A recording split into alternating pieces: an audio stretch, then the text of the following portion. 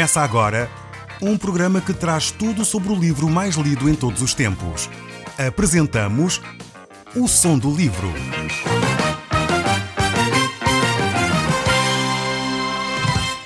Seja muito bem-vindo. Neste podcast vai encontrar o livro mais conhecido e lido em todo o mundo. Vamos levá-lo numa viagem pela história da humanidade. Este é um audiolivro para si, para a sua família e sociedade em geral. Contextualização e comentários de Paulo Chaveiro.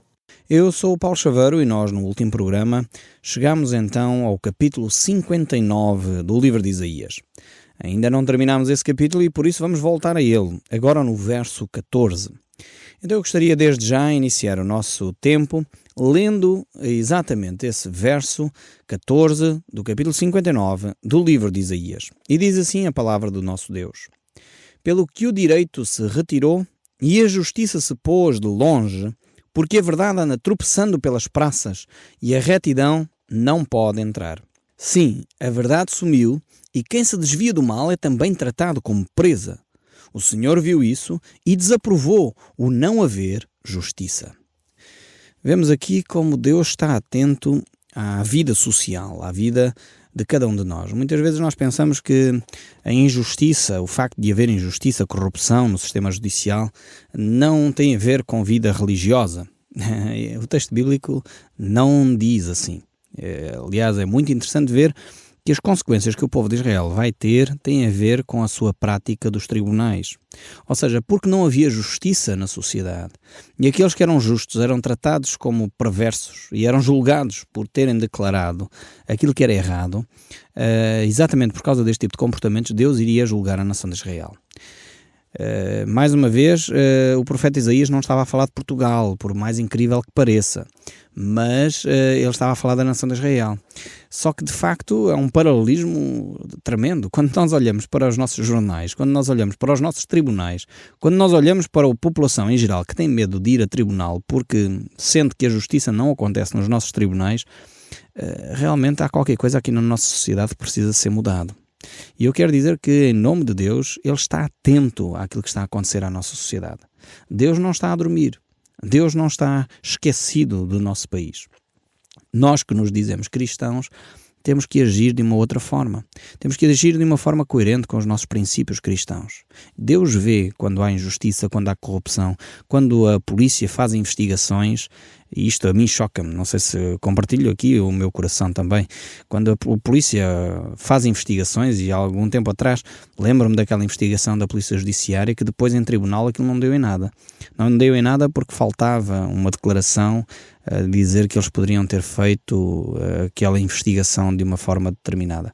Quando aquele polícia é baleado e morto em serviço, depois a investigação não dá em nada. Isto não pode acontecer no nosso país, num Estado de Direito, num Estado que se preocupa com os cidadãos. Isto não pode acontecer. Haver provas claras que manifestam que uma determinada pessoa cometeu um crime e continua essa pessoa a não poder ser julgada porque o processo prescreveu, por inoperância administrativa, por muitos processos em tribunal. Realmente nós temos que orar muito pelo nosso país, para que a justiça seja estabelecida na nossa nação. Aqueles que investigam, investiguem com seriedade. Façam o seu trabalho de uma forma séria, também cumprindo as leis, como é óbvio. Não podemos permitir que as polícias também, a seu bel prazer, comecem a investigar tudo e todos sem terem as autorizações devidas para o fazer, porque estamos num Estado de Direito. Mas, ao mesmo tempo, os tribunais e os juízes não se podem sobrepor à lei e, por inoperância do sistema, permitirmos que bandidos continuem a assalto. É necessário realmente tomarmos medidas sérias para pormos um ponto final às injustiças que ocorrem nos nossos tribunais. Deus está atento a isto. Isto tem a ver com a vida espiritual, isto tem a ver com a vida social. Às vezes nós, portugueses, temos dissecado, separado, engavetado a nossa vida. Não, isto é a vida judicial, não tem nada a ver com a vida religiosa. Isto é a minha vida privada, isto é a minha vida pública, isto é a minha vida não sei o quê, isto é a minha vida profissional.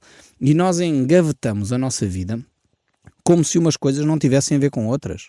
E quando uma pessoa tem a sua vida privada de devassidão e depois dizer que a minha vida pública não tem nada a ver com a privada, quer dizer, é óbvio que temos que salvaguardar a vida privada das figuras públicas. Eu não estou a querer misturar as coisas. Mas ao mesmo tempo, a pessoa tem que ser coerente entre aquilo que vive no privado e aquilo que faz no público. Não posso ser um corrupto em privado e depois considerar que sou uma pessoa honesta no público. E vice-versa. A nossa vida tem que ser uma vida coerente. E é isto que o desafio das Escrituras nos deixa. De olharmos para as situações e, no fundo, a vida espiritual é transversal a todos estes fenómenos. A vida social, vida jurídica, vida política, vida económica, vida profissional. A espiritualidade está transversal a tudo isto.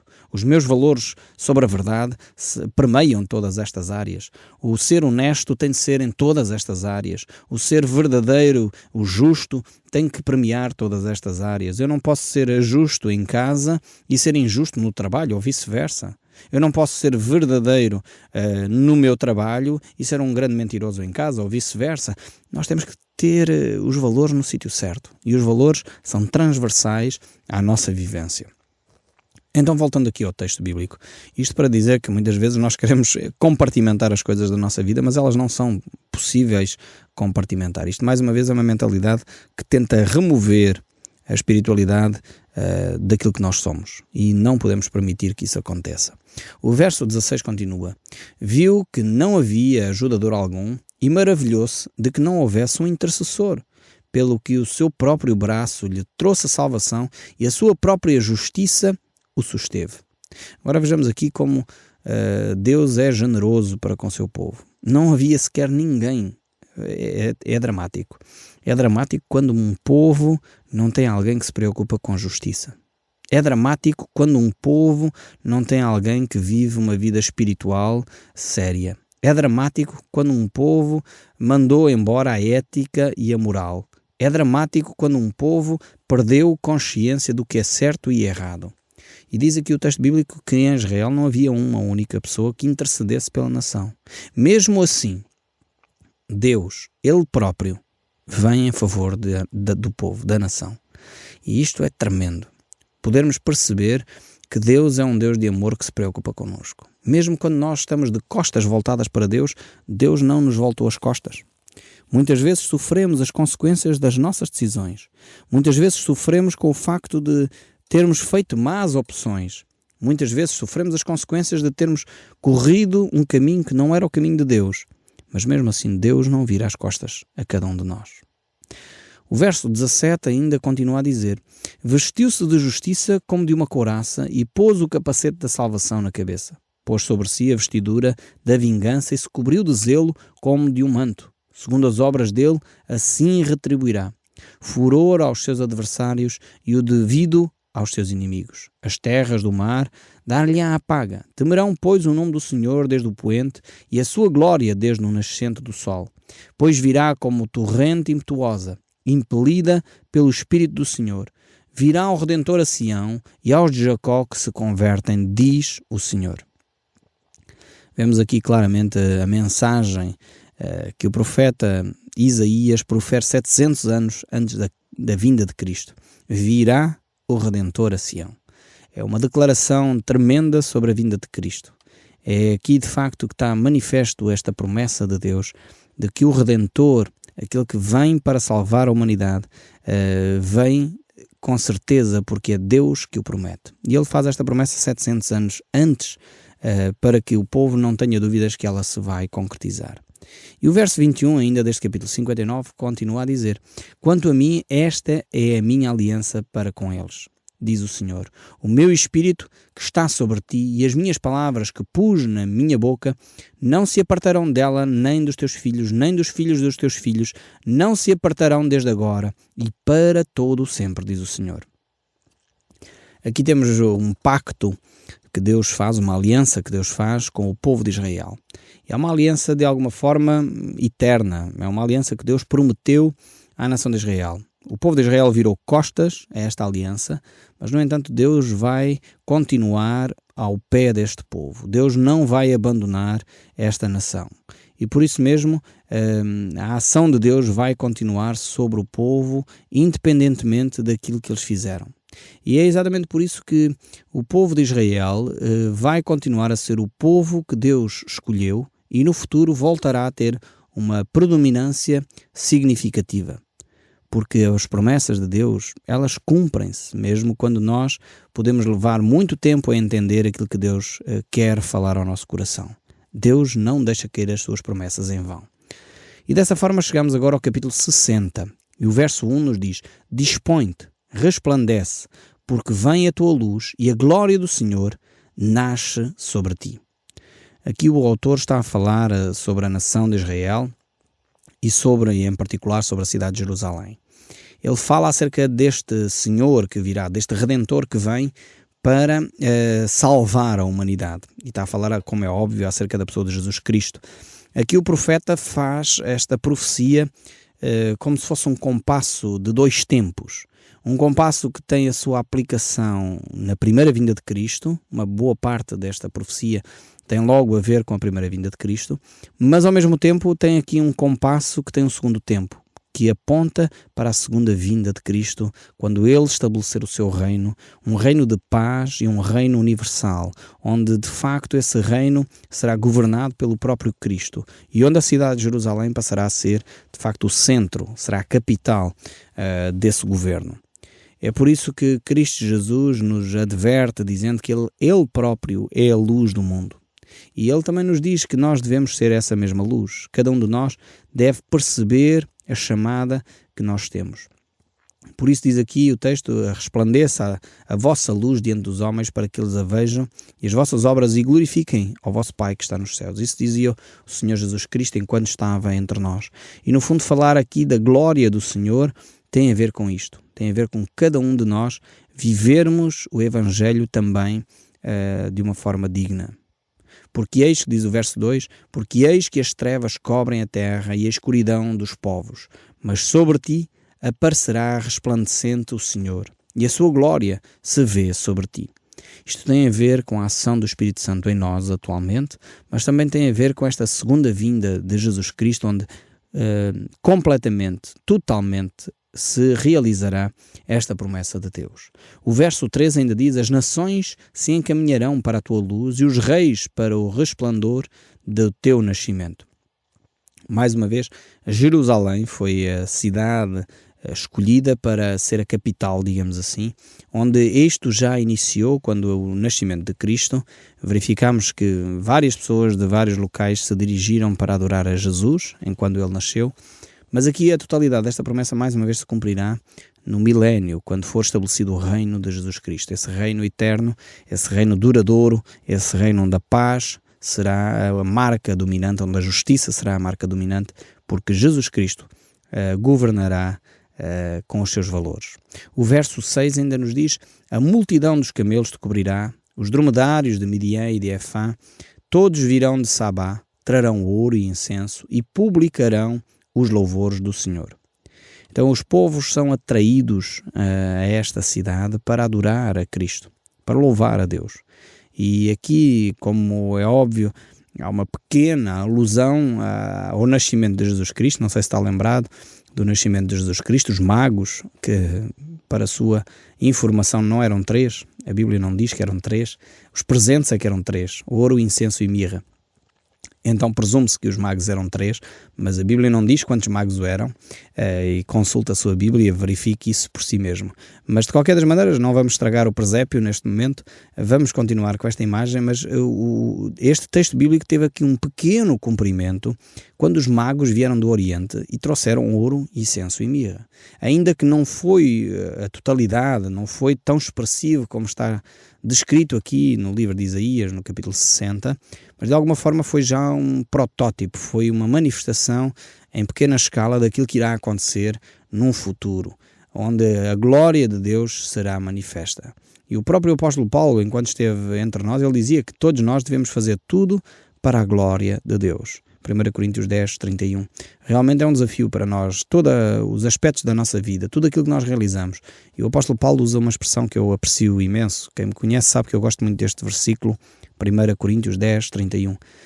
Porque ali apresenta aspectos nada religiosos. Ele diz: quer comais, quer bebais, ou façais qualquer outra coisa, fazei tudo para a glória de Deus. O que é curioso neste texto é que o apóstolo Paulo retira toda a carga religiosa e transfere essa carga para uma prática comum do comer e beber, do estarmos diariamente a fazer coisas que são até rotineiras, coisas que são obrigatórias. E ele diz que essa prática de comer e beber deve servir para a glória de Deus. É impressionante como nós, quando entendemos as Escrituras de uma perspectiva da espiritualidade, percebemos então que a nossa prática, o comer, o beber, o dormir, o levantar, o trabalhar, deve servir para a glória de Deus. E é isso que o profeta aqui nos está a desafiar também neste capítulo 60. O verso 7 ainda diz: todas as ovelhas de Quedar se reunirão junto de ti, servir-te-ão os carneiros de Naibote, para o meu agrado subirão ao meu altar e eu tornarei mais glorioso a casa da minha glória. No fundo aqui está a dizer que todos irão contribuir para que a glória do Senhor seja manifesta. O apóstolo Paulo, numa das suas cartas, ele diz: vós sois o templo de Deus, o santuário do Espírito Santo. Ou seja, todos nós iremos contribuir para que a glória de Deus ainda seja cada vez maior. E é essa glória que nós desejamos, que de facto o nome de Cristo seja glorificado em todo o tempo, em todas as circunstâncias, em todo o momento. O verso 8 do capítulo 60 ainda nos diz: quem são estes que vêm voando como nuvens e como pombas ao seu pombal? Certamente as terras do mar me aguardarão, virão primeiro os navios de Tarsis para trazerem seus filhos de longe, e com eles a sua prata e o seu ouro para a santificação do nome do Senhor teu Deus e do Santo de Israel, porque ele te glorificou. Então o povo judeu que se achava espalhado por toda a parte, então aqui temos o retorno à nação de Israel e à cidade de Jerusalém.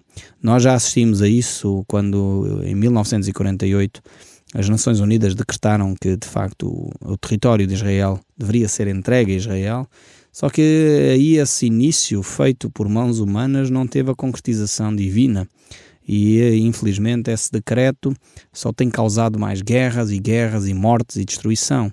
Neste dia em que a promessa de Israel retornará ao seu território, tem aqui como objetivo a paz e a adoração a Deus. E é esse o grande objetivo de Deus para cada um de nós também. O verso 10 prossegue a dizer: estrangeiros edificarão os teus muros, e os seus reis te servirão, porque o meu furor te castiguei, mas com minha graça tive misericórdia de ti. Vejamos bem aqui, mais uma vez, o caráter de Deus. É impressionante. Às vezes nós, quando lemos a Bíblia, só olhamos ou só focamos a nossa atenção naquilo que é a punição, que é o castigo, que é a disciplina. Aliás, isso acontece mesmo connosco, seres humanos. Quando os nossos pais ou alguém nos corrige, muitas vezes nós ficamos com a correção no sentido negativo. Enfim, valorizamos o reparo, valorizamos a crítica, mas não valorizamos depois o elogio ou, enfim, o louvor por aquilo que a pessoa realizou.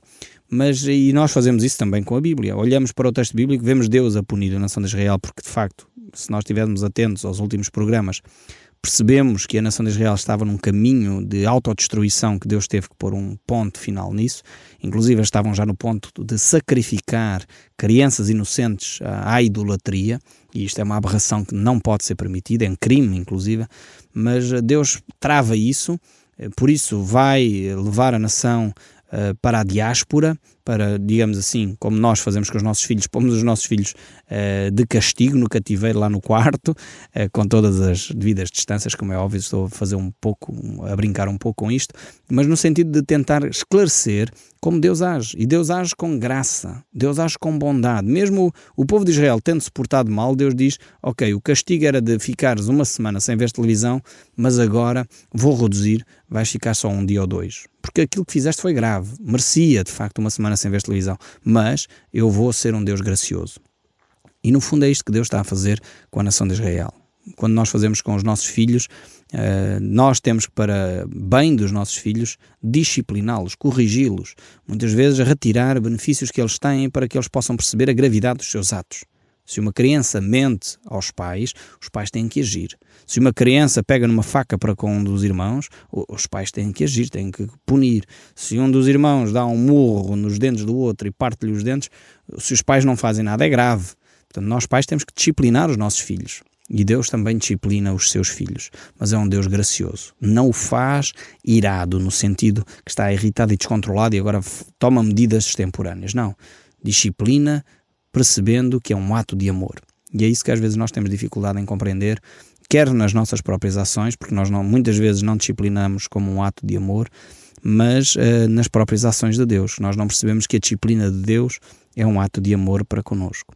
Mas voltando aqui ao texto bíblico, o verso 11 ainda diz: as tuas portas estarão abertas de contínuo, nem de dia nem de noite se fecharão, para que te seja trazida riquezas das nações e conduzidos com elas os seus reis, porque as nações e o reino que não te servirem perecerão. Sim, todas essas nações serão de todo assoladas. A glória do Líbano virá a ti, o cipreste, o oleiro, o bucho, conjunto para adorarem o lugar do teu santuário, e farei glorioso o lugar dos meus pés. Também virão a ti, inclinando-se os filhos dos que te oprimiram, prostrar-se-ão até à planta dos teus pés, todos os que te desdenharam e te chamaram cidade do Senhor, de Sião, do Santo de Israel. Vejamos aqui como Deus vai agir para com a nação de Israel. De abandono e odiada eras, de modo que ninguém passava por ti, eu te constituirei glória eterna, regozijo de geração em geração. Manarás o leite das nações e te alimentarás ao peito dos reis. Saberás que eu sou o Senhor, o teu Salvador, o teu Redentor, o poderoso de Jacó. Que grandes declarações estas de Deus para manifestar o seu amor para com o seu povo. E o verso 17: por bronze trarei ouro, por ferro trarei prata, por madeira, bronze, por pedras, ferro.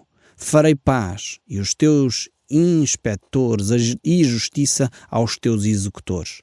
Nunca mais se ouvirá de violência na tua terra, de desolação e de ruínas nos teus termos, mas os teus muros chamarás salvação e as tuas portas louvor. Nunca mais te servirá o sol para a luz do dia, nem com o seu resplendor a luz te iluminará, mas o Senhor será a tua luz perpétua e o teu Deus a tua glória. Nunca mais se porá o teu sol, nem a tua lua minguará, porque o Senhor fará a tua luz perpétua, e os dias do teu luto findarão. Todos os do teu povo serão justos, para sempre herdarão a terra. Serão renovos para mim plantados, obras das minhas mãos, para que eu seja glorificado. E continua ainda a dizer: o mais pequeno virá a ser 1000, e o mínimo uma nação forte. Eu, o Senhor, a seu tempo farei isto prontamente. O Som do Livro, uma produção da Rádio Transmundial de Portugal.